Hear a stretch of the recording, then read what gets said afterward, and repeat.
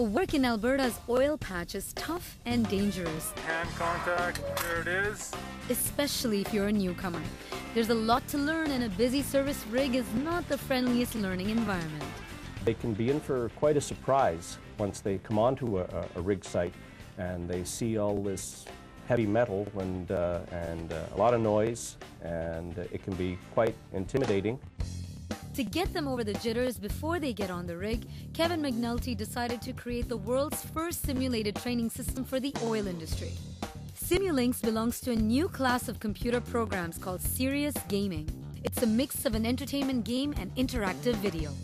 Serious gaming is taking a core gaming technology, a gaming engine, combining it with subject matter expertise. You take those components and put them together, and now you have an ability to create virtual environments where new learners have an opportunity to fail and learn from their mistakes. Before Simulinx came along, it was either sink or swim.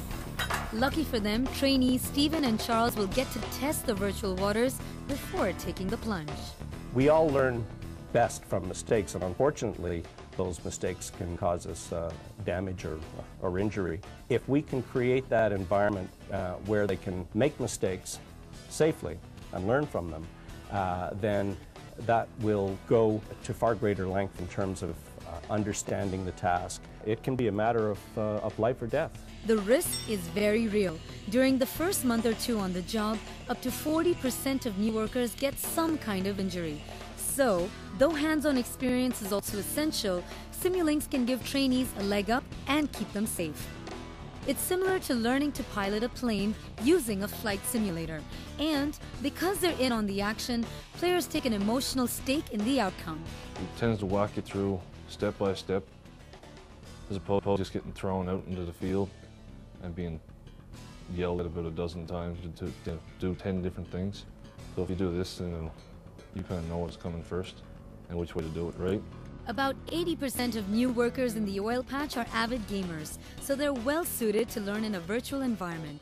In this case, we're going to unlatch the rod elevators. Each task is pretty complex. First, you need to know what's in your toolbox, and then you need to do the job in the right sequence. And if you really need help, there's a coach to help you out and let you know when you've made a mistake. What this does then is it allows discovery. It allows you to try different things and get a response and see what happens. So now I'm going to open the latch. You've selected the wrong piece of equipment. And that wasn't the correct thing to do, so I was told. The details have to be bang on.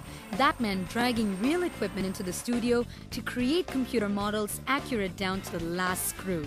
This is what a rod elevator looks like in real life. This is the real-world equivalent of what I'm actually doing currently in the simulation. It's absolutely critical that all of the points of movement and motion, the physical characteristics of the tool are very accurate. And of course, practice makes perfect. Master one task and you're ready to move on to the next. One of the most common jobs in the service rig industry is running tubing into the well. So it's absolutely critical that people are able to do the job competently and consistently. Stephen and Charles are about ready to take up positions as junior floor hands on a rig. Kevin's confident they'll be prepared. It can be a real safe job if you are competent and if you know what you're doing. Well done. Excellent.